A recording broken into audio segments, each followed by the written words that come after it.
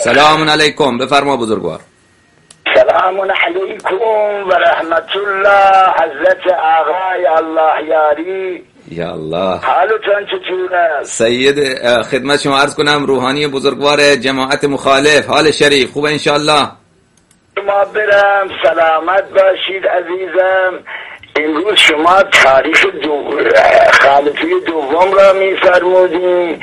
باید از زمان طفولیت و قبل از طفولیت زاد و ولد ایشان بعد ایام کودکی و نوجوانی اختیار با شما از فصل عزا هست.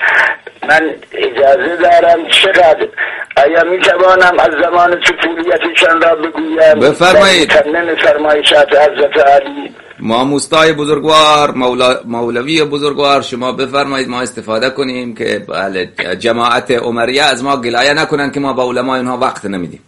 ما کاملا در خدمت هستیم. شما گول ما هستی. ما هر وقت تماس با شما گرفتیم اهل جماعت خوشحال شدن. میدانن چون ما شناخته شده ایم. من یک گله‌ای هم از این شبکاتی داشتم. چندی پیش من زنگ زدن راجع به حدیث قرطاس. مجری اون شبکه و کارشناس را قسم دادم آیا این گفته از مولای ما خالفی رسول الله دمر است که لقب هزیان دادن؟ ما را قطع کردن. ایشان به یکی 22 دقیقه وقت میدهن اراجیف ببافد، ولی یک ناجیه ای که حرف میزند 2 دقیقه 1 دقیقه قطع میکند. بعدم میفرمایم قضاوت با مردم. عزیز من، این همه سواد و مطالعات حضرت علی شما را فریب ندهد. داریم که ان المخلصین فی خطر عظیم. اون که قضاوت می کند اگر اکثریت است که اکثریت ولا یعلمون و ولا یفقهون، اقلیتی هستند که کسی که در شأن او لا یقاس بنا احد است، چرا او قضاوت نکند؟ آیا در رجوع در انا لله کاری نکنیم که شرمنده باشیم؟ عذر میخواهم. ولی راجع به مولای ما خالفی دوم از راهی که به دنیا آمدن خوب زمان اسلام نامشروع است. در اون وقت افتخاری بود. 10 نفر یک زن را می آوردن و هرچه می خواستن با او انجام می دادن. عاقبت اون زن بیچاره را رها می کردن. اون زن از راه خودفروشی امرار معاش می کرد. ما در این بزرگوار پرچمی بر بالای بام زده بود.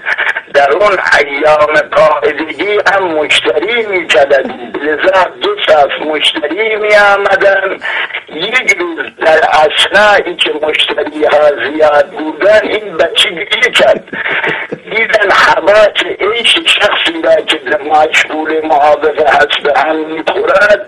این شخصی از روی خیرخواهی آلتش را به دهان ایشان نزدیک کرد. آنطور سنن شروع به مکیدن کرد که اولمد همانجا کارش تموم شد. از همان روزان طفولیت دوران طفولیت همکار مادرش شد و بعضی از مشتری ها را راه می انداخت. به سن 2 سالگی که رسید گفتن باید کار دیگر هم با او بکنن و پولی به مادر می دادن. تا زمان 8-9 سالگی برای مادر کار می کرد. از راه مهنت و دهانی ها در زمان اسلام نبود از حضرت آقا و چه کند محتاج شده بود. کاش رسول خدا هم او را تایید می کرد که با برنامه‌های رسول الله مخالفت نمی کرد. خلاصه در سن 8-9 سالگی پدرش او متوسل شد. او را گمان در خانه رؤسای قبایل مشغول به مجسرانی شد. آن وقتی دخترش نبود گوسفندی می‌خوردن و می‌خوابیدن و مجلس رو پشیر می‌آمد.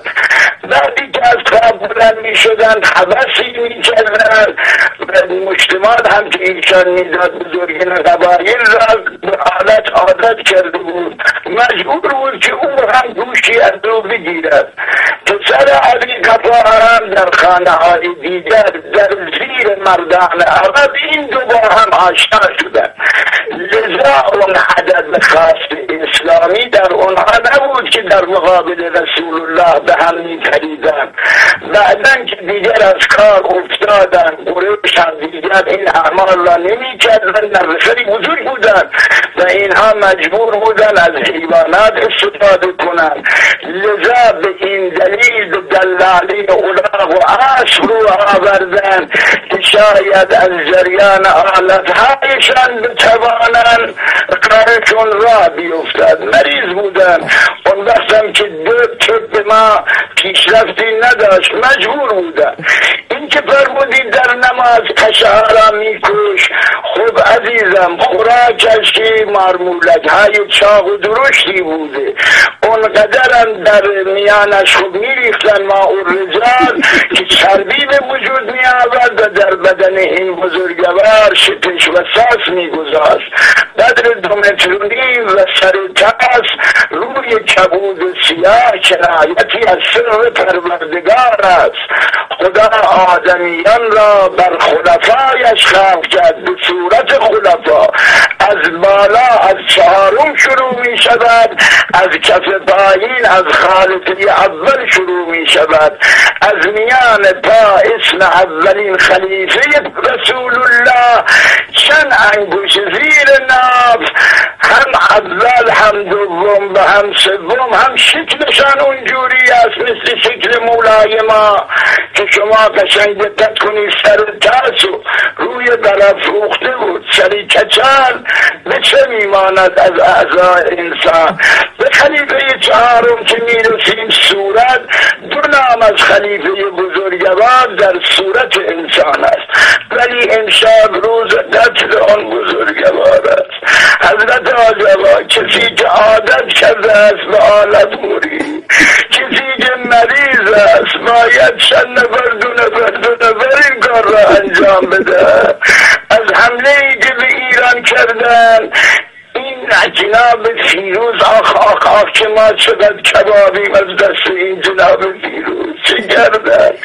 مولای ما به ایشان اطمینان کردن، روز اول گفتن بیا با من این کار را بکن از بیت المال، همانقدر که برای ام المؤمنین عایشه میدهم به تو هم میدهم.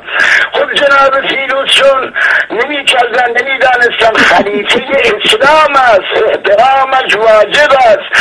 اگر بگوید بمیرید بمیرید، اگر بگوید تمام آلتها را ببرید بیارید باید بکنن انجام بدهن.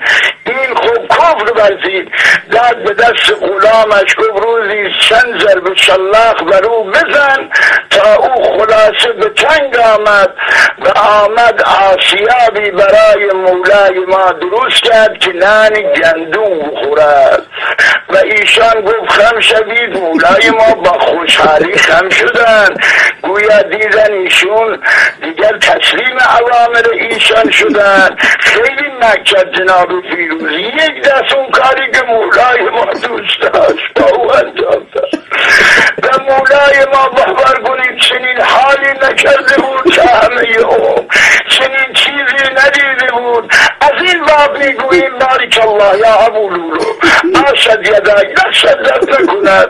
حال خوبی به مولای ما دادی ولی مولای ما را خم کرد، او منتظر بود اون کار را انجام دهد، ولیکن خنجر از غلاف کشید همون جایی که خدماتی به اسلام کرده بود. حالا چرا نگرون او با دستش مرون از در مدد مولای ما.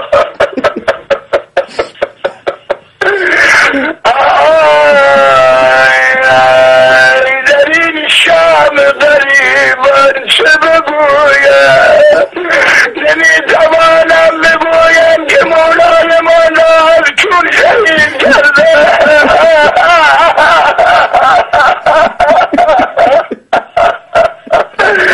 حضرت آجابا یک کار دیگه هم کرد، رویم نمیشه من بگویم، روز مصیبت اوست باید بگویم، روز اندوه برخویان است.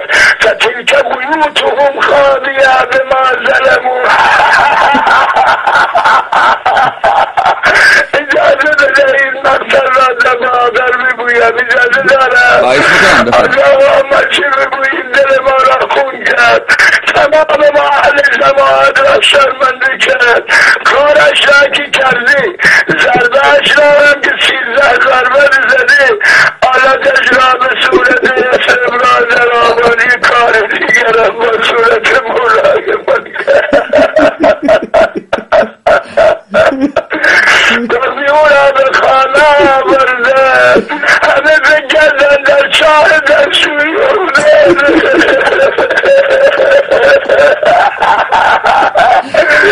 آی آی آی کونه عمر باری شدی آهوا بگیلم آهوا بگیلم اهل سنت همی شرمنده شده آهوا بگیلم آهوا بگیلم. از این فیروز من یک سال میگولم ای من تو میخواستی رودهای مولای ما را ازم بپاشی یا میخواستی چنگی رو رو شروع بشاشی من بکنم بودی من گریه کنم.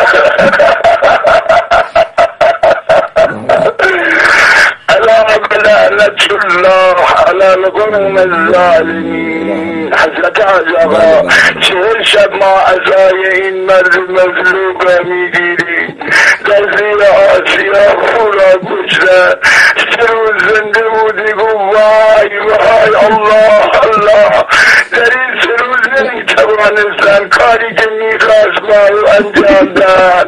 معتاد بود مولای ما در این 3 روز همه از دهان با چنین کرد.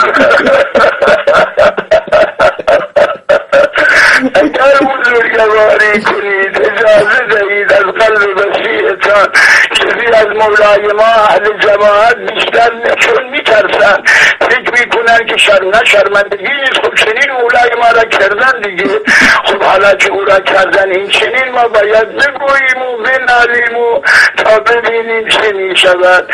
اجازه است من در شبهای آینده مزاحم شما بشوم. خواهش میکنم، شما صاحب اختیار این، ما خدمت شما هستیم استفاده میکنیم. خدا قربان تو برم جوان الهی که خیر از جوانیت ببینی و به آرزوی تامه و کاملت برسی. سلامت باشید. هر که ما در فقدان دولار خودیم چنین گریه میکنیم و به ما راه میدهید، امیدوارم شما به وصل مولایتان برسید. ممنون شما هستم.